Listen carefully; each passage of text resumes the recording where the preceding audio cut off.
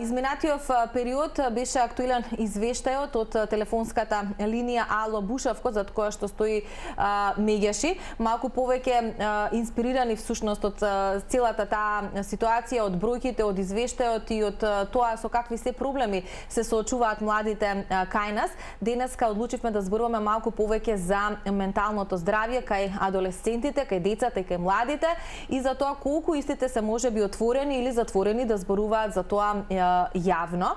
Денеска имаме и представници, односно би рекла средношколци, кои што од своја лична перспектива ќе ви ги доловат и проблемите, но и се разбира размислувањата и ставовите на младите во нашата земја. А како представник од Меѓаши ни доаѓа психологот Јорданка Черепналкова Трајковска и ќе го поздравам до мене Петар Павловски, кој што инаку е средношколец во гимназијата Здравко Цветковски, и Матеја Чанкуловска, која што е средношколка во гимназијата Никола Карев. Прво добро ви утро. Се надевам дека ви е пријатно тука кај нас во студиото, иако темата можеби не е така пријатна, ама е од есенцијално значење, би рекла Јорданка, да ја зборуваме јавно и драго ми е што утринава имаме и представници од младите кои што ќе можат на својот јазик или преку свое лично искуство да представат сето она што е важно за младите генерации кај нас. Прво, да прашаме како помина настанот кој што се случи пред само некој ден, односно какви се последните извештаи за телефонската линија Ало Бушавко, иако низ медиумиве се пишуваше изминатиот викенд и Телма известуваше за најчистите проблеми со кои што се соочуваат, но ајде една генерална слика од ваша страна. Така. Добро утро и благодарам за поканата, особено благодарам што не поканивте со млади, затоа што зборуваме пред се за нив и убаво рековте што оставаме и какви генерации создаваме. Со еден интересен факт би сакала да почнам. Во петокот беше конференцијата за медиуми, ден кога на новинарите им беше поприоритетно нешто друго, беше закажан штрајкот во блиско време, тогаш кога нам ни се и немаше можеби толку голема посетеност на самиот настан, но беше голема покриеноста. Мислам дека немаше медиум кој што не извести за настанот и покрај, затоа што нели ги известуваме со соопштение, одеше во живо.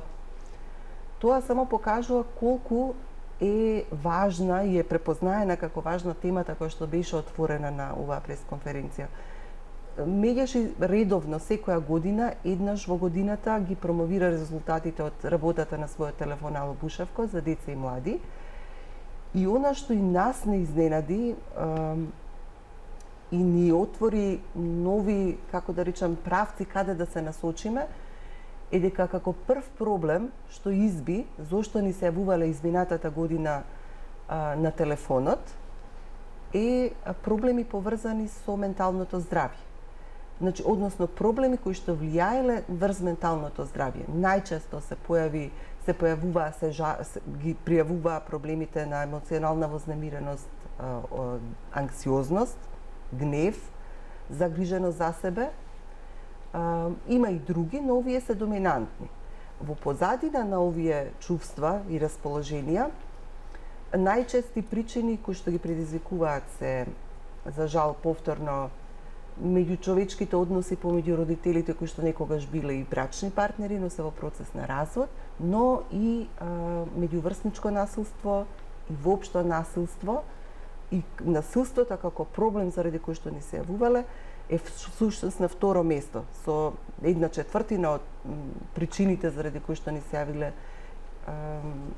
е насилството. И не е чудно, затоа што минатата година беше, излеговме од карантин, мислевме дека ќе се вратиме во истата состојба од пред пандемијата, но сето нас собрано 2 години во нас, излегувањето во нова ситуација не е истото, а при тоа не се разговарало, при тоа не се оставил простор да се разработат чувствата, мислите кои што се појавиле, настаните имаше многу губиток на живот и така натаму. Има и родители кои што многу малку обрнуваат за жал внимание на овие проблеми со кои што се соочуваат нивните деца. Важно е да апелираме дека знаете како, веројатно вие знаете, меѓутоа некои ќе кажат мали се тие, немаат проблеми, но од друга страна и тоа како имаат проблеми и тоа како страда ете баш менталното здравје. колку, еве може Матеја и Петар да ни се приклучат во разговорот, колку вие како млади луѓе, како млади генерации сте охрабрени да зборувате јавно за овој проблем? Дали зборувате меѓу себе ако имате проблеми? Дали вам ви се доверувале некои од вашите пријатели? Дали се тие храбри да се јават на бројот или едноставно постои срам, можеби, постои некоја друга стигма заради која што едноставно се затвораат во себе младите и не зборуваат? Какви се размислувањата на младите генерации? Петар, конкретно во размислувањата на младите твоето обкружување луѓе во моментот е плашење да ги покажат своите емоции. Дека има многу навреди кои се упатени кон нив. Така. Например, менталното здравје, ако е, нели, има некој ментално здравје, но например некој ако ги искаже тие чувства, 100% има други луѓе кои ќе се смеат на тоа и ќе го смејуваат детето. Значи тоа е една од главните вака одлики кои што циркулираат помеѓу вас генерациите. Да, ја мислам дека децата не ги искажуваат доволно своите чувства, им треба повеќе разговор. Например, на работилницата во петок со педагогот Гордана, што ни беше од средното училиште Карев, разговаравме дека представата и представа како педагог пред децата е, например, ако направи детето нешто лошо и, например, тие другите негови соученици му се смејуваат на тоа. И мислам дека тоа треба педагогот да има поголема функција во училиштата и да биде поотворен. И подостапен, веројатно. Па да, исто подостапен. Меѓутоа, дали се уште постои она стигма ако се посети психологот дека нели нешто тоа е страшно? Има, 100% има, но мислам дека треба да живееме во такво општество каде што све ни е дофатно. Интернетот е на високо ниво, технологијата е исто така на високо ниво и се читаат секакви информации и мислам дека затоа од многу читање на тие информации ние не можеме да се препознае што е точно, што е неточно и мислам дека тоа е големиот проблем. Петар, колку не мора да ми зборуваш нели со пример, меѓутоа вака од лично искуство имаш луѓе во твоето обкружување кои што се јавиле на бројот на Ало Бушавко? Немам што се јавиле на бројот Ало Бушавко, но имам другари кои се отвориле спрема мене и сме разговарале на многу различни теми и мислам дека тоа е добро да се отвара. Вистинскиот начин, да се дискутира. Да, Матеја, ти доаѓаш од друга гимназија, за разлика од Петар. Какво е твоето обкружување? И можеш да ми одговориш еве на сите овие прашања што Петар ги прокоментира. Така да, јас доаѓам од гимназијата Никола Карев, како што рековме и претходно како Петар што спомна. Кај мене имаме еден психолог кој што се вика Гордана и таа е според мене еден од најдобрите психолози кои што сум ги запознала во мојот живот. Поради тоа што таа транзиција од основно образование во средно е премногу стресна за децата. Иако нашата генерација помина во тоа таа онлайн настава, тие онлайн работи кои што се случуваат. Многу предизвици имавте изминативе години. Така, да. И тоа сметам дека многу го наруши менталното здравје на децата. Тоа што сакам да го кажам исто така дека децата помалку би сакале да се обратат на повозрасните, дали се тоа психолози, дали се тоа родители, дали се тоа постари лица од нив, повеќе би сакале да зборуваат со врсници нивни. Поради тоа сметам дека луѓето кои што ги обкружуваат тие деца треба да бидат повеќе блиски со нив. Како што, ете, мој личен пример, имам многу пријателки кои што мене ми се обратиле, мене ми побарале помош, исто така и јас можам да им побарам помош на нив. И сметам дека тоа е поприродна комуникација меѓу детските однесувања и детските мисли. Така да, но сепак сакам и да го пофалам моето училиште, е тоа што толку е психологот кај нас Гордана, толку е блиска со децата, што децата сепак можат и на сред час ако може да дојдат кај нејзе и да се посоветуваат, да позборуваат со нејзе. Да, веројатно тоа е многу важно, тој пријателски однос, да не се почувствува дека детето оди не знам каде или дека тоа лично има некаков проблем, туку едноставно треба да се разговара. Имам чувство, Јорданка ќе се сложите, веројатно сте поминале најразлични генерации, меѓутоа новиве генерации се многу похрабри и веројатно сакаат промени нели да направат и пожелни се за овие промени за кои што зборуваме. Сакам да ве прашам дали можеме да направиме некоја разлика од минатата година во поглед на тоа колку луѓе, односно колку млади го искористиле бројот, а може од речи и да ни го испишат на екран за оние кои што допрва можеби слушаат дека воопшто постои ваква телефонска линија каде што нели се е анонимно, претпоставувам нели за гарантирано е чувањето на податоците и така натака. Едноставно доколку имаат некаков проблем, навистина можат да се јават на таа телефонска линија и понатаму да добијат насоки за решавање на нивните проблеми. Така. Прво, сакам само да се навратам на нешто што го кажа Матеја, а тоа е дека каква е атмосферата, да можат слободно да влезат во било кој момент кај психологот. Вистина, за да може да се разговара, за да може да се отвори и млад човек и било кој, она што е неопходно е довербата. И тоа е она што еден од принципите на работата на телефонот е доверба. Прво сме многу благодарни што некој не препознал како место каде што може да се довери, каде што може да сподели своји лични приватни работи. Она што го имавме забележано години наназад е дека телефонот е за деца и млади, а најмалку се јавуваат деца и млади. 1, 2, 3, 5 најмногу да се јавуваме. И веќе 2 години... На годишно ниво? На годишно ниво. Проблемите ни се јавуваат возрастни, проблемите на вистина се однесуваат на деца, меѓутоа друго е да каже дете, така е, односно млад човек, друго е низ филтерот на возрастен да биде преработено. Така е, да. Не е исто. Не е исто.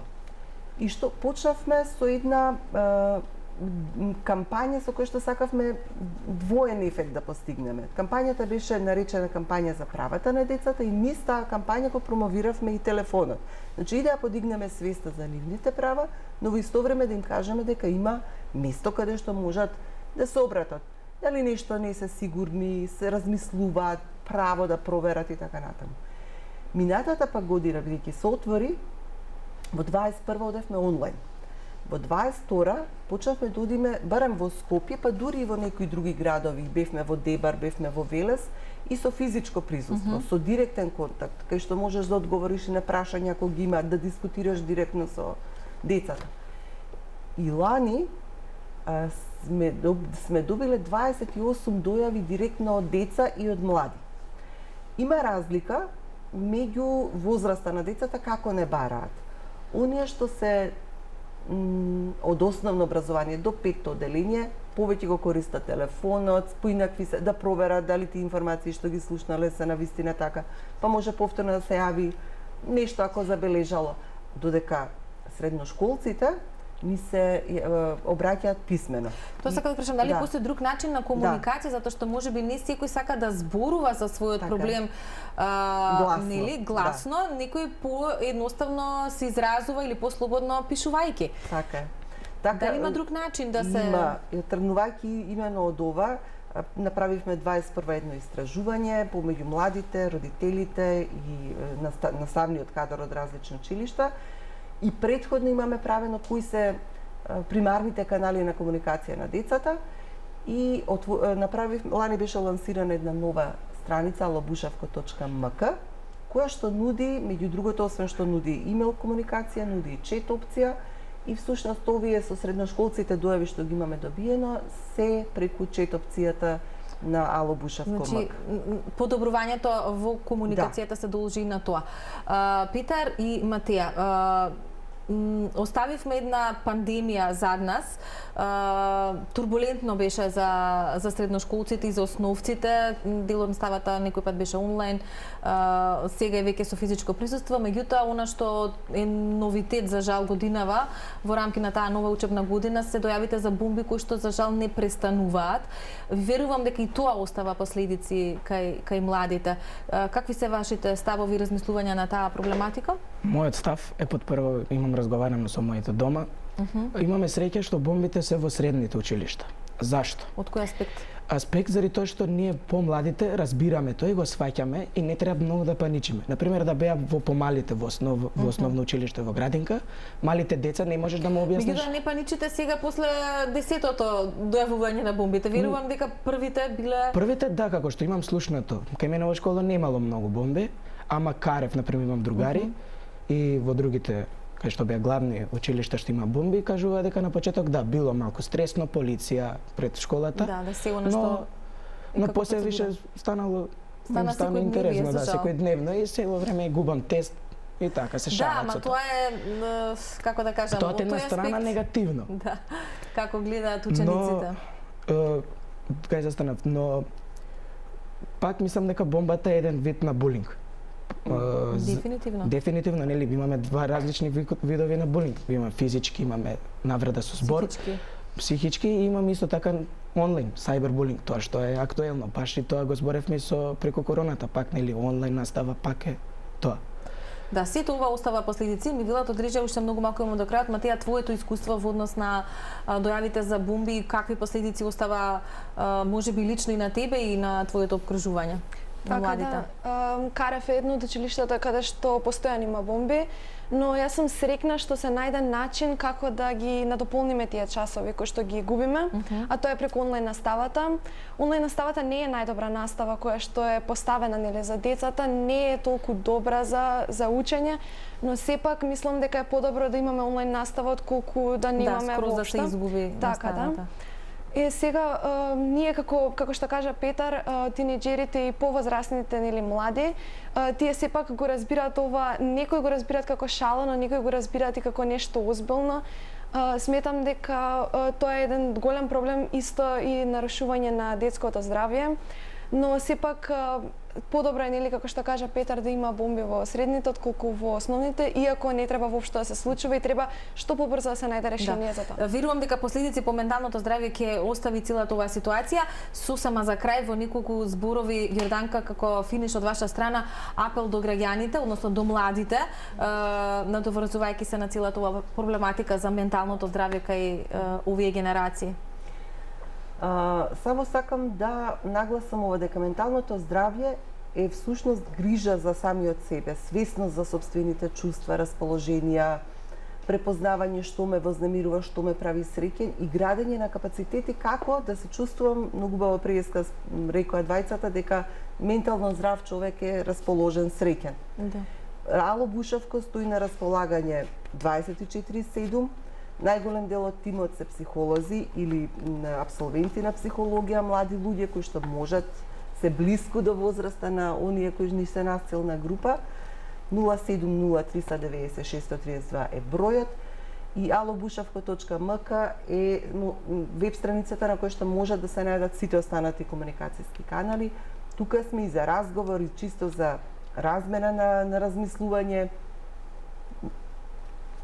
и да се грижат за себе. А ние сме тука, да знаете, во иднина повторно да обработуваме вакви теми, затоа што веруваме дека се од круцијално значење за младите, но и за повозрастните. Ви благодарам многу за одвоеното време утрово и за убавиот разговор кој што го имавме за гледачите.